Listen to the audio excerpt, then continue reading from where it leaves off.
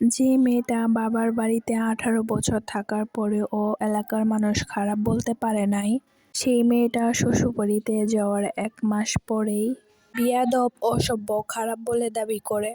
ওই শ্বশুরবাড়ির নির্লজ্জ, অসভ্য লোকজন।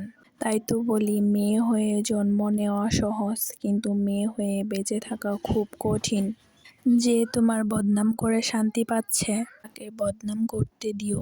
বদনাম সেই করে যে কখনোই তোমার সমতুল্য হতে পারবে না। আকাশের দিকে ছুঁড়ে মারা থুতু যেমন নিজের মুখেই পড়ে, মিথ্যা বদনামও তেমনি তার কাছেই ফিরে যায়। তুমি তোমার পথে অটল থাকো। সিংহর চলার পথেও অনেক পশু ঘেউ ঘেউ করে, কিন্তু পথ আটকাতে পারে না।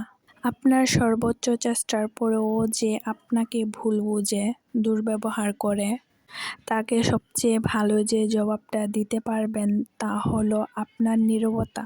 যাকে আপনি হাজারো চেষ্টা করে বোঝাতে পারেননি, সে আসলে বুঝতেই চায় না। যে বুঝতে চায় না, তাকে আপনি শত চেষ্টা করেও বোঝাতে পারবেন না।